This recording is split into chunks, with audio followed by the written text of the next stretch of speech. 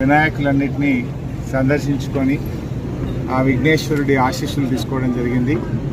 అదేవిధంగా కత్తి కార్తీక గారు కూడా ఈరోజు విఘ్నేశ్వరుడిని ప్రతిష్ఠ చేసి 15 రోజులు పూజా కార్యక్రమాలు చేయడంతో పాటు మరి ఆడబిడ్డల కోసం, గర్భిణీ స్త్రీల కోసం ఒక ప్రత్యేకమైనటువంటి కార్యక్రమం ఈరోజు వారు స్టార్ట్ చేయడం జరిగింది.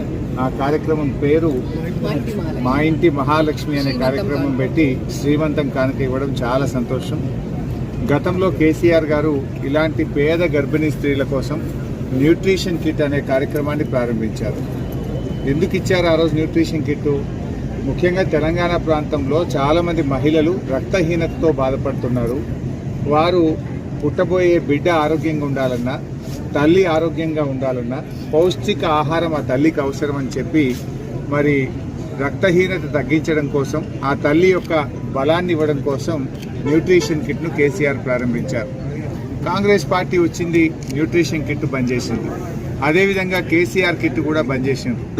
మేము చెప్పాం, అసెంబ్లీలో కూడా చెప్పాం, మీకు ఇష్టం లేకపోతే పేరు మార్చండి తప్ప పేద ప్రజల పొట్టగొట్టకండి, గర్భిణీ స్త్రీలను ఇబ్బంది పెట్టొద్దు, దయచేసి న్యూట్రిషన్ కిట్టు, కేసీఆర్ కిట్టు రెండు కూడా కొనసాగించాలని ప్రభుత్వానికి చెప్పిన రేవంత్ రెడ్డి గారి ప్రభుత్వం కొత్త ఇవ్వడం మాట దేవుడికి కానీ ఉన్నవి కూడా ఆపేసిన కార్యక్రమం వచ్చింది. కళ్యాణ లక్ష్మికి తులం బంగారం కలుపుతామన్నారు. ఇప్పటికి 10 నెలలు అయింది, ఇంకా తులం బంగారం స్టార్ట్ అయినటువంటి పరిస్థితి లేదు. వానకాలం దగ్గర పడ్డది, ఈ రోజుకు రైతు బంధు డబ్బులు రాక ఇబ్బంది పడతా ఉన్నారు రైతులందరూ కూడా. అంటే ఈ ప్రభుత్వం మాటలకు ఎక్కువ, చేతలకు తక్కువగా తయారైపోయింది. మరి ఆంధ్రప్రదేశ్లో చూస్తే పక్కన మొదటి నెలలోనే 4000 పెన్షన్ అక్కడ ప్రారంభమైంది. నువ్వు 4000 పెన్షన్ ఇస్తా అన్నావు కదా, 100 రోజుల్లో ఇస్తా అన్నావు కదా.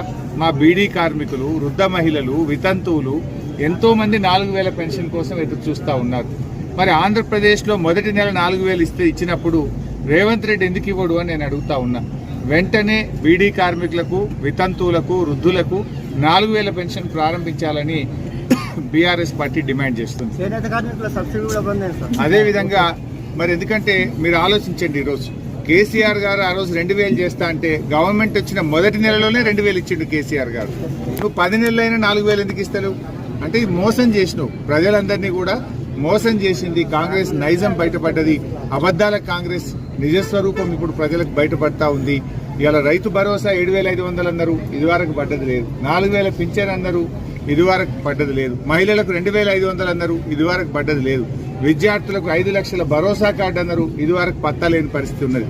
అంటే అబద్ధాల కాంగ్రెస్ నిజస్వరూపం ఇలా ప్రజలకు బయటపడతా ఉంది. మళ్ళా కరెంటు మోటార్లు కాలుతున్నాయి, మున్పటి లెక్క కరెంట్ వస్తలేదు, రైతులను ఇబ్బంది పెడుతున్నటువంటి పరిస్థితి కనబడతా ఉంది. ఇవాళ కాంగ్రెస్ పార్టీకి ప్రజలు గుణపాఠం చెప్పడానికి సిద్ధంగా ఉన్నారు. ఇప్పటికైనా రేవంత్ రెడ్డి తక్షణమే 7500 భరోసా ఇవ్వాలని, 4000 పెన్షన్ ఇవ్వాలని బీఆర్ఎస్ పార్టీ డిమాండ్ చేస్తుంది. న్యూట్రిషన్ కిట్, కేసీఆర్ కిట్ను కూడా వెంటనే ప్రారంభించాలని డిమాండ్ చేస్తుంది.